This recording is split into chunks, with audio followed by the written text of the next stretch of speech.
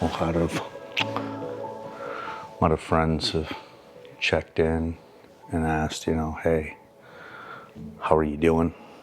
And this is an ultra marathon, and you have to pace yourself. It's a long and complex emotional sea that we have to navigate here. And then there's parts of it that's not complex at all. I mean, this right here, this isn't complex. This is love. This is easy. Whenever I get too lost in the moment, or I start to get out and thinking about the future and the things that we fear, I pull this guy to my chest. And I do this right here. And, when you get a Down syndrome diagnosis for your child, the first thing is just you go through this huge emotional swell of fear and,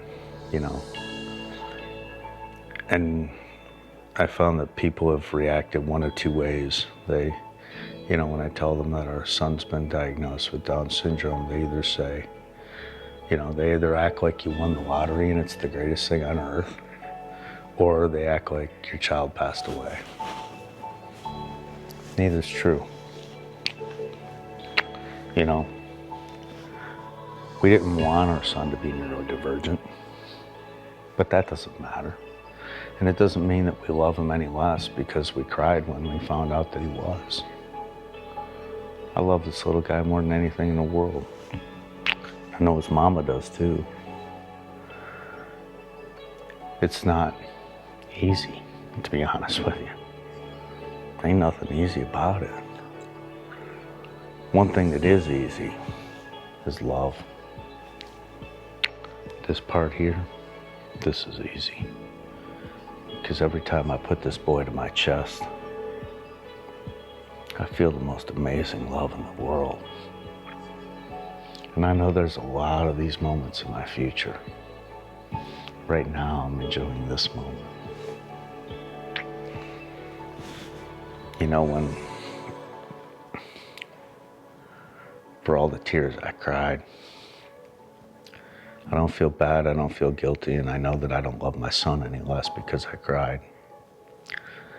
It's because I love my son so much that I cried. It's because, we're older parents. I'm 53, the wife is 42. We're not having any other kids. And the concern about what happens to our son when we're gone is real.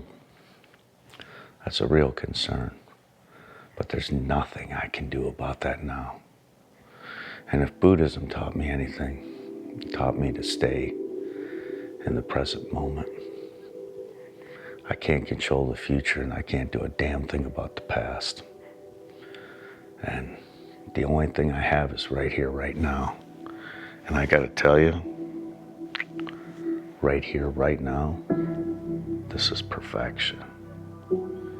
This is the purest love a man can feel. There ain't no love like this love. This is real. This is my beautiful baby boy. And I love him dearly. And so whenever I get lost and fearing whatever lies in the future, this is how I ground myself. And this is how I bring myself back and root myself in love. I just pull him up and pull him to my chest. And this moment is always perfect.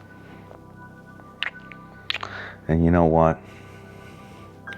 There's a lot of challenges that'll lie ahead. There's some hearing things that we have to map out and figure out. He hasn't passed his hearing test.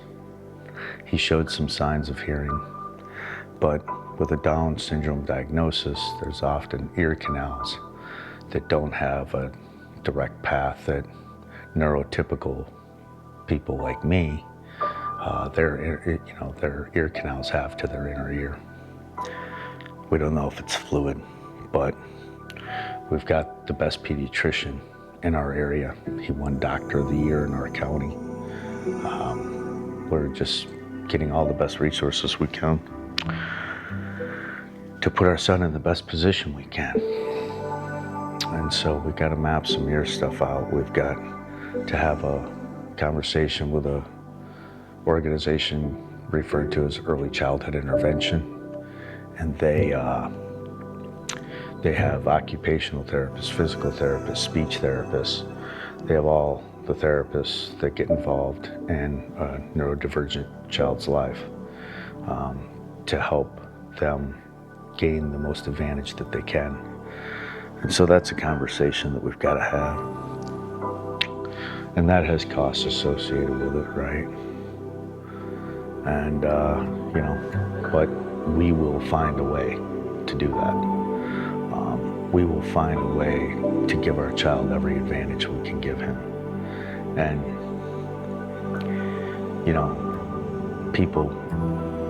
some people I think thought that when I stated on social media that we cried and all that, somehow we didn't love our son. Look, that's not the case.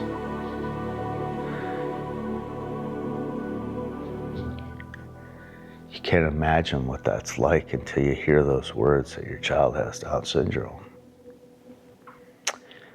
You can't imagine how that hits you. But it's like a brick to the face, those initial words. And you think of all the things that your son won't get to experience, and you go through this huge emotional wave, and you panic. And I'm not the type that tends to panic. But, in our case, the diagnosis was unexpected. And it hit hard. And I cried. And then I felt guilt for crying. But I'm not ashamed of that. I'm in love with him. There's still a lot of concerns and a lot of fear I have. And a lot of heartbreak. But I'll tell you what I'm not heartbroken over.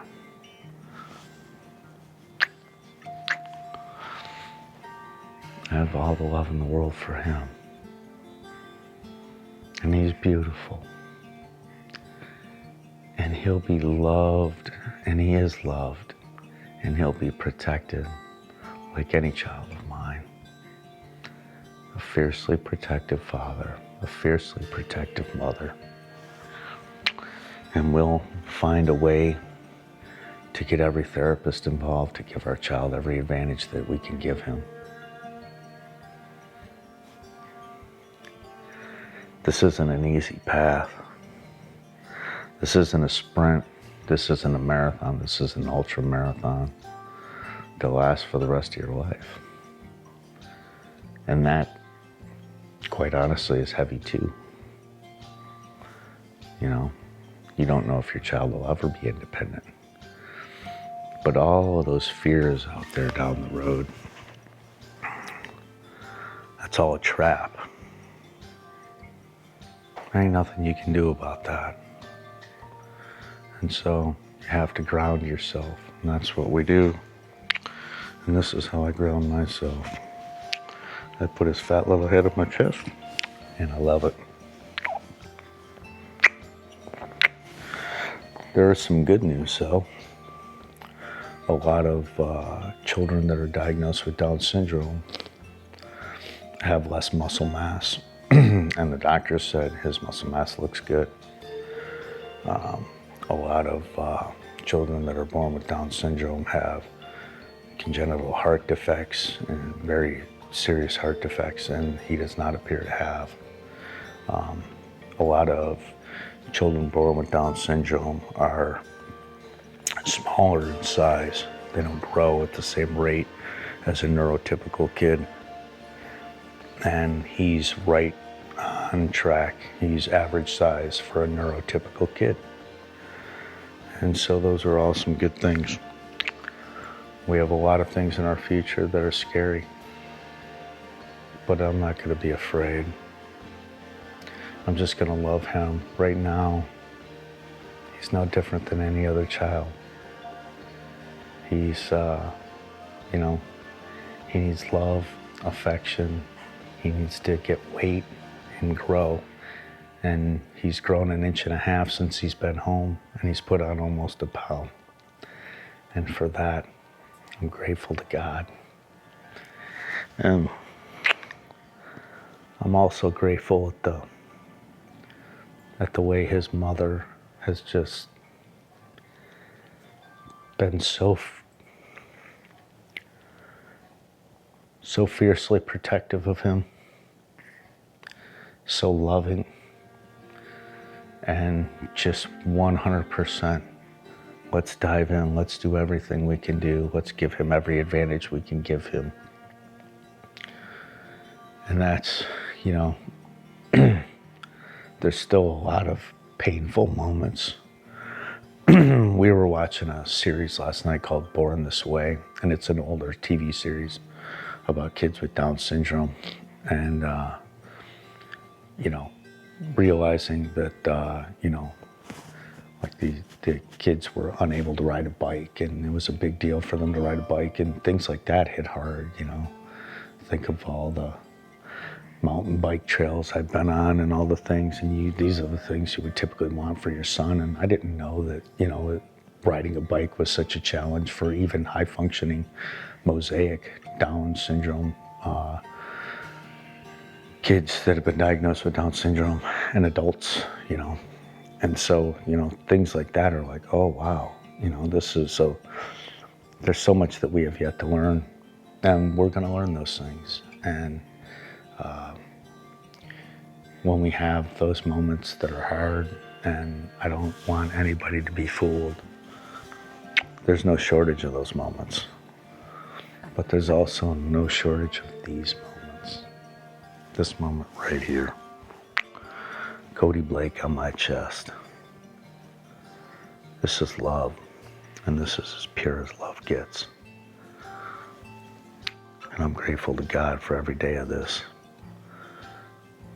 And because we initially mourned, doesn't mean that we didn't want our child because he was neurodivergent. That doesn't, I wouldn't change, having him in a minute. Doesn't mean that any parent would want their son to be neurotypical, right? But here we are. What you want and what you get doesn't matter. And once you're here, this is about love. And he's going to bless our hearts in ways that a neurotypical kid might not. There's going to be things that are different with him. And I'm here for it. Look, I'm not going to live my life. I'm not writing a sad story, okay? And this isn't going to be a sad story. This is a story about a father's love and a mother's love for their child. And our kid may be neurodivergent, but he still has a father that loves him, that's psychopathically protective. He's got a mother that loves him, and she's protective. And we're going to dive in, and we're going to give this kid every advantage we can give him. But right now, I'm just going to love him and try and put weight on the boy like I would any other kid.